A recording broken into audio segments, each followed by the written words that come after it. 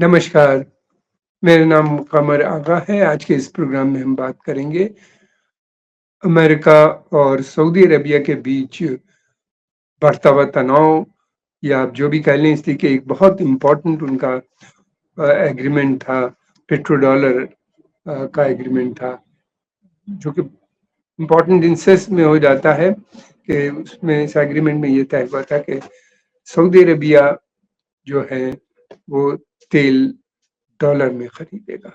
और ये एग्रीमेंट केवल सऊदी अरबिया से ही नहीं था बल्कि कुवैत, बहरीन, कतर, बाकी भी सब देश इसी तरह करते थे। वो भी तेल सब पे डॉलर में ही खरीदते थे और डॉलर में खरीदने की वजह से डॉलर की स्ट्रेंथ बहुत बढ़ गई। लेकिन वो एग्रीमेंट जो था वो 50 साल पुराना इस दफे 11 जून या कुछ लोग कहना है 9 जून को खत्म हो गया। उसको सऊदी अरेबिया ने अभी तक रेक्टिफाइड नहीं किया।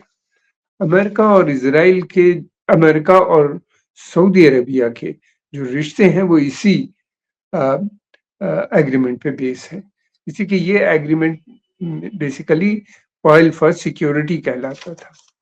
यानी सऊदी अरेबिया को सस्ता तेल सऊदी अरेबिया देगा, सऊदी अरेबिया अमेरिका को सस्ता तेल देगा और उसके और तेल का कारोबार जितना भी होगा, जिस मुल्क से भी होगा, वो डॉलर में होगा और अमेरिका उसके बदले में सऊदी अरेबिया को सिक्योरिटी प्रदान करेगा।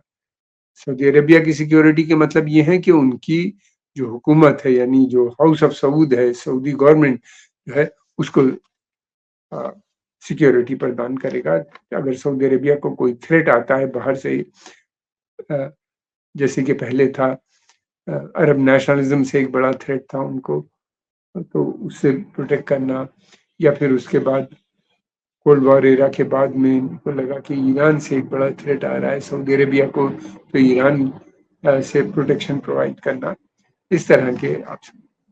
और कुवैत में जब सद्दाम हुसैन की फोर्सेस अंदर चली गई और उस पर कब्जा कर लिया, इसी एग्रीमेंट के तहत कुवैत में अमेरिकन ने अपनी फौजें भेजी और वहां से सद्दाम हुसैन के जो फौज थे उनको बाहर निकाला।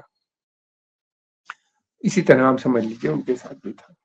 लेकिन इस एग्रीमेंट का जो सबसे बड़ा फायदा हुआ है वो अमेरिका को हुआ। अमेरिका में कि उसमें इसलिए होता ये था कि जितना भी जो भी मुल्क ट्रेड करता था सऊदी अरेबिया से, तेल खरीदता था, क्रूड ऑयल या, तो वो उसका पेमेंट जो होता था डॉलर में होता था, जो अमेरिका चला जाता था।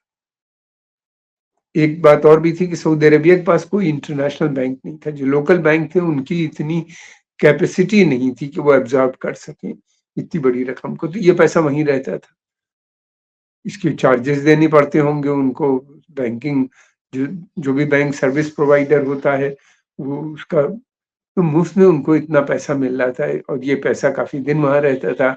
जैसे जरूरत होती थी वहां से निकाला जाता था और फिर सऊदी करेंसी में उसका इस्तेमाल होता था, या सऊदी अरेबिया अमेरिका से जो कुछ खरीदता था उसके बदले में वो डॉलर में चला जाता था। तो हर तरह से अमेरिका का बेहद बहुत फायदा था। ये एग्रीमेंट अब खत्म हो गया है, लेकिन एक नए एग्रीमेंट पे अमेरिकन काम कर रहे हैं जिसके ऊपर भी बहुत ज्यादा बातचीत नहीं हो रही। ये एग्रीमेंट जो अभी ऑयल फॉर सिक्योरिटी जिसका मैंने जिक्र किया, ये खत्म हो गया है 11 जून को, लेकिन रेटिफाई नहीं हुई। लेकिन ये एग्रीमेंट के बारे में भी मेन स्ट्रीम मीडिया में ज्यादा खबर नहीं आई, चाहे वो अमेरिका के बड़े बड़े पेपर में। हाँ, अब थोड़ा बहुत उसके ऊपर बातचीत जरूर हो रही है। रॉयटर ने भी कमेंट किए हैं, स्टोरी फाइल की है। और दूसरी तरफ ये भी है कि सवाल ये उठता है कि सऊदी अरेबिया ऐसा क्यों कर रहा है, और जो अमेरिका का नया सिक्योरिटी एग्रीमेंट है उसके ऊपर अभी तक ऐसा लगता है कि सऊदी पूरी तरीके से राजी नहीं है। वो एग्रीमेंट बेसिकली ये है कि सऊदी अरेबिया को वो जोड़ना चाहते हैं इसराइल के साथ। वो चाहते हैं कि इसराइल जो है वो अब इस क्षेत्र में अमेरिका के साथ मिलकर इस पूरे क्षेत्र को सिक्योरिटी प्रदान करेगा। यानी अमेरिकन ट्रूप्स वहां से विड्रॉ होंगे और अमेरिकन ट्रूप्स अब मेजर कंसंट्रेशन चाइना के खिलाफ उनका इंडो पैसिफिक क्षेत्र में होगा और यहाँ के ऊपर जो है इजरायली ट्रूप्स और इजरायली इंटेलिजेंस वहां पे आ जाएगी। लगता ऐसा है कि सऊदी अरेबिया थोड़ा सा रिलक्टेंट नजर आता है। अभी कुछ समय पहले अमेरिका के जो नेशनल सिक्योरिटी एडवाइजर हैं जैक सलिवन, वो तेहरान आए थे, जहाँ पे एक मीटिंग उनकी क्राउन प्रिंस मोहम्मद बिन सलमान से हुई थी। उसके बारे में ज़्यादा खबरें नहीं आई। अमेरिका की काफ़ी दिनों से हम देख रहे हैं, हर चीज़ में कोशिश ये होती है कि सऊदी अरेबिया को इज़राइल के साथ जोड़ना। अभी एक मीटिंग भी हुई थी जिसमें इज़राइली जनरल की बहरैन के अंदर वो इज़राइली जनरल उनका मिलिट्री चीफ जो था, आर्मी चीफ, उसकी हुई थी। यूएई, बहरैन, वो कहा जाता है सऊदी अरेबिया और दूसरे खाड़ी के क्षेत्र के जो आर्मी चीफ थे उनके साथ। सऊदी अरेबिया ने इस खबर का खंडन किया है, मगर काफ़ी क्रेडिबल खबर ये भी है कि उन्होंने पार्टिसिपेट भी किया था। हर कोशिश होती है कि किसी सूरत से इसको सऊदी अरेबिया को जोड़ने की, कहाँ तक मुमकिन हो। दूसरी बात ये है कि ये जो एग्रीमेंट लैप्स हो रहा है हुआ है, इस क्यों सऊदी अरेबिया ऐसा कर रहा है? इसके कई कारण हैं। एक तो सबसे बड़ा बात ये है कि अब दुनिया बहुत तेज़ी से बदल रही है। पहले की बात थी जब कोल्ड वॉर एरा था, 2 सुपर पावर थे, अरब जो थे बँटे हुए थे 2 भागों में। नेशनलिस्ट अरब जो था वो सोवियत यूनियन के साथ जुड़ा हुआ था। सऊदी अरेबिया और इस्लामिक ब्लॉक जो था वो अमेरिका के साथ जुड़ा हुआ था। अमेरिका उनको सिक्योरिटी प्रदान कर रहा था। वो थ्रेट अब खत्म हो गया। अरब नेशनलिज्म बहुत कमज़ोर हो चुकी है, खत्म हो चुकी है जिसे कहना चाहिए। इस समय तो राइज़ जो हुआ है वो इस्लामिक मूवमेंट्स का हुआ है। Islamic power Saudi Arabia Islamic world की लीडर नज़र आती है। हालाँकि उसको भी खतरा लग रहा है। अब दूसरी तरफ ये भी था कि अब जो है फिर ग्लोबलाइज़ेशन का दौर आ गया और ये था कि सोवियत यूनियन टूट गया, अमेरिका अकेला सुपर पावर बन गया, वो चलती रही बात। लेकिन 2000 के बाद से 21st सेंचुरी ने एक नया मोड़ ले लिया इंटरनेशनल पॉलिटिक्स में। सबसे बड़ा तो रिस्की जो चेंज आया वो आया रिसेशन, जब अमेरिकन इकोनॉमी में आया और यूरोप भी उसके साथ-साथ रिसेशन में आ गया। उससे सऊदी अरेबिया और खाड़ी के देशों को बहुत बड़ा, कहा जाता है कि हो सकता है कि $1 ट्रिलियन का भी लॉस होगा, इसलिए कि बहुत से बैंक जो फेल हुए उसमें सऊदी इन्वेस्टमेंट्स भी थी, उनके साथ वो चला गया। फिर कहा जाता है कि वहाँ के जो प्राइवेट मनी थी प्रिंसेस की और अ, राजशाही परिवार की, वो भी बहुत सी जगह इन्हीं बैंक्स में, बहुत से बैंकों में थी जो डूब गई। सही फिगर उसकी मालूम नहीं, ना कभी पता चलेगा। तो उसके बाद से सऊदी अरेबिया, बल्कि थोड़ा पहले ही Saudi Arabia look east policy देखी।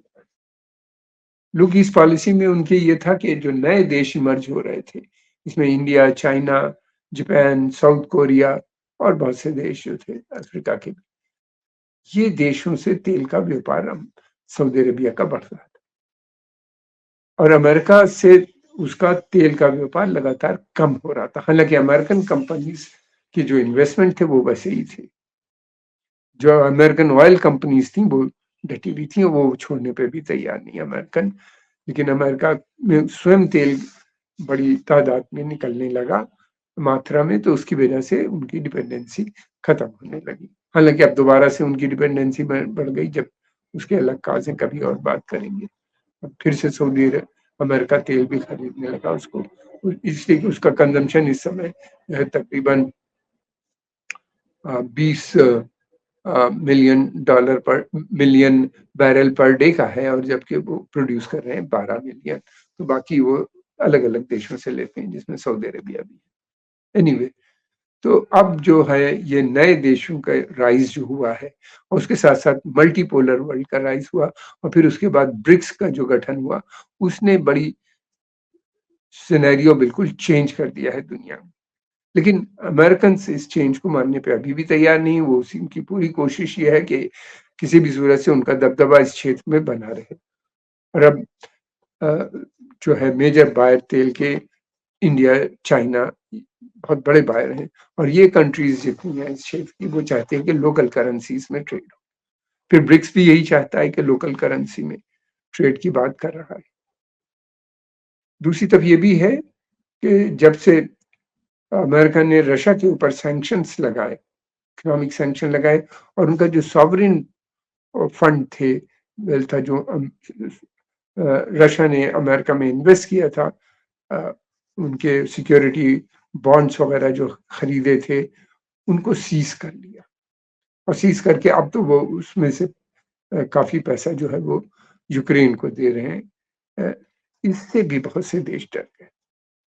अमेरिका ने डॉलर को वेपनाइज करना शुरू कर दिया, जिसकी वजह से एक बड़ा डर बैठ गया कि क्या होगा। सऊदी अरेबिया का भी बहुत पैसा अमेरिका में, चाइना ने भी अपना पैसा जो इन्वेस्ट किया था लगभग $1 ट्रिलियन के करीब उन्होंने बॉन्ड्स खरीदे थे, यानी अमेरिका के डेट खरीदे थे। अब वो जो बॉन्ड्स वो भी विड्रॉ कर रहा है अपने धीरे धीरे, और उसके अलावा बहुत से और देश भी विड्रॉ करने लगे। वो ट्रस्ट अब नहीं रह गया लोगों का। उनको लगता है कि अमेरिका में इन्वेस्ट करने के मतलब ये है कि पैसा अगर उनके खिलाफ काम करते हैं, उनकी अमेरिकन पॉलिसी के विरुद्ध आप काम करते हैं, तो वो पैसा सीज भी किया जा सकता है।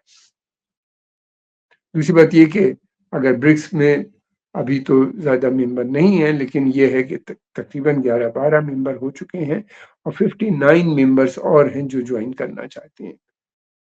और ये सब देश जो हैं ये आपस में लोकल करेंसीज की बात कर रहे हैं, अलग-अलग ब्रिक्स करेंसी की डेवलपमेंट की भी बात हो रही है। फिर साथ में ये भी हो रहा है कि लोकल करेंसी यानी गोल्ड बेस बना के किया जाएगा, और बहुत सी कंट्रीज इस वक्त गोल्ड खरीद रही हैं मेन तरीके से, और उसके माध्यम से ट्रेड करने की बात कर रहे हैं। ये एक लंबा प्रोसेस है, ये 1-2 दिन में नहीं होने वाला है सॉल्व, लेकिन ये है कि ऑलरेडी कई देश आपस में ट्रेड करने लगे हैं। चाइना रशिया का ट्रेड, इंडिया यूएई के साथ अ लोकल करेंसी में ट्रेड की बात चल रहा है, ट्रेड एग्रीमेंट किया है उसने और शुरू भी हो चुका है बहुत सी चीज़ों में। तो इस तरीके से सऊदी अरेबिया ने चाइना के साथ एक डील की है लंबी। ईरान काफ़ी समय से इस बातें कर रहा है कि लोकल करेंसी डॉलर को हटाओ और लोकल करेंसीज़ में डील होनी चाहिए, और ब्रिक्स क्लब में भी उसकी मेंबरशिप है। और तो क्या देखना ये है कि कितना समय लगेगा इसमें। कुछ लोगों का कहना है कि 8 से 10 साल लग सकते हैं, कुछ ये भी कहते हैं कि ये डिजिटल एज है, बहुत तेज़ी से बदल सकता है मामला। लेकिन अभी तक तो ये है कि लगभग 70% ट्रेड डॉलर ही में हो रहा है, 20% जो है वो यूरो में यानी यूरोपियन यूनियन की जो करेंसी है, और 10% अलग करेंसीज़ में हो रहा है। लेकिन आने वाले समय में ऐसा लगता है कि ये फिगर्स बहुत तेज़ी से बढ़ती हुई नज़र आती है। दूसरी चीज़ ये भी है, अ, उनकी जो लुक ईस्ट पॉलिसी है सऊदी अरेबिया की, वो बहुत इम्पोर्टेंट है। सऊदी अरेबिया के एक तरफ तो वो ये कहता है कि इन देशों से ट्रेड करेंगे, दूसरी तरफ ये कहता है कि हम तेल के ऊपर अपनी इकोनॉमी की निर्भरता 2030 तक खत्म करना क्या उसका प्लान है। यानी विजन 2030 जो है उसमें वो चाहते हैं कि तेल के ऊपर निर्भरता जितनी कम हो सके कम कर दें। और वो सेल्फ रिलायंस की भी बात कर रहे हैं, वो अपने यहाँ पे बहुत सी चीज़ों का कहते हैं कि हम अपने यहाँ प्रोडक्शन भी करेंगे, नए सिटीज़ बना रहे हैं, डेवलप कर रहे हैं, टूरिज़्म को बढ़ा रहे हैं, और इन सब चीज़ों को बढ़ाने के लिए उन्हीं ने सोशल रिफॉर्म्स भी बहुत से इंट्रोड्यूस किए हैं। सऊदी अरेबिया के अंदर, और औरतों को बहुत से कंसेशंस दिए हैं, और लड़कों को भी, और मॉडर्न एजुकेशन की तरफ भी उनका रुझान हो रहा है। और ये है कि जो वहाँ पे कट्टरपंथी धार्मिक संस्थाएँ जिस तरीके से सख्ती करती थी अ, शरिया लॉ को इम्प्लीमेंट करने में, उसमें भी काफ़ी कमी हो गई है। और हाउस ऑफ सऊद में भी जो लोग इस तरह की बातें कर रहे थे, इसके विरुद्ध थे, वो अब मार्जिनलाइज़ हो चुके हैं। यानी वो लॉबी जो सऊदी अरेबिया को टोटली अमेरिका से जोड़ती थी, यानी 2 लॉबीज़ बहुत इम्पोर्टेंट जो सऊदी अरेबिया को अमेरिका से जोड़ती थी। एक तो वहाँ का वहाबी सेटअप, रिलीजियस एस्टैब्लिशमेंट, और दूसरा जो था वो हाउस ऑफ सऊद।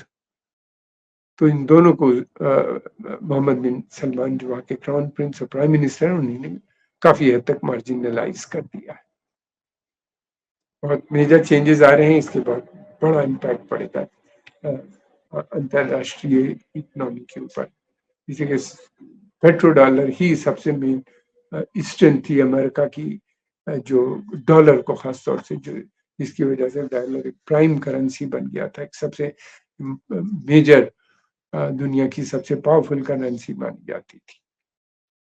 अगर ये सारे देश ब्रिक्स के अलग लोकल करेंसीज़ में ट्रेड करने लगेंगे 8 से 10 साल के अंदर, तो डॉलर की जो अ, वैल्यू है, वो बहुत कम होती हुई नज़र आएगी। अगर डॉलर की वैल्यू कम होती है, तो इसका मतलब ये है कि वहाँ के ऊपर इंटरेस्ट रेट उनको इन्फ्लेशन आ जाएगा और ज़्यादा इन्फ्लेशन आएगा तो उनको इंटरेस्ट रेट बढ़ाने पड़ेंगे। इंटरेस्ट रेट बढ़ाने पड़ेंगे तो उनको मुश्किल हो जाएगी जो उनके यहाँ लोगों ने इन्वेस्ट किए हैं, बॉन्ड्स खरीदे हैं, उसको रीपेमेंट करना। वो उनके लिए बड़ी क्योंकि इंटरेस्ट रेट बढ़ जाने से उनके लिए बड़ी समस्या खड़ी हो जाएगी और इसका इम्पैक्ट अगर इंटरेस्ट बढ़ता है तो सीधा अमेरिकन इकोनॉमी यानी इंडस्ट्री पे भी पड़ेगा।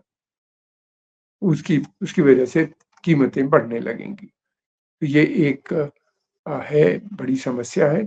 सवाल इस बात का ये होता है कि इतना बदलाव पूरी दुनिया में आ रहा है, लेकिन अमेरिकन अभी भी उनकी फॉरेन पॉलिसी भी बहुत मिलिट्राइज़्ड है और वो कोई कंप्रोमाइज़ करने पे तैयार नहीं। उनका मानना ये है कि जो अमेरिका का वर्चस्व है, वो आने वाले सेंचुरी में इस सेंचुरी में यानी उसी तरह से बना रहना चाहिए। उनका मानना ये है 21st सेंचुरी अमेरिकन सेंचुरी है, मगर ये कैसे रहेगी, ये समझ से बाहर होता जा रहा है। और सऊदी अरेबिया में बदलाव आएगा, तो बहुत बड़ा बदलाव अरब देशों में भी, उनकी राजनीति में भी नज़र आता है। आज के इस पॉडकास्ट में हम इतनी बात करेंगे, हम जल्दी एक नया पर्सन अ, हमें हम आपके आभारी हैं, आपने समय निकाल के इसको देखा। अगर आपको ये पसंद आए तो आप इसको लाइक कीजिए, सब्सक्राइब कीजिए और इसको आगे भी बढ़ाइए। आपका बहुत-बहुत धन्यवाद।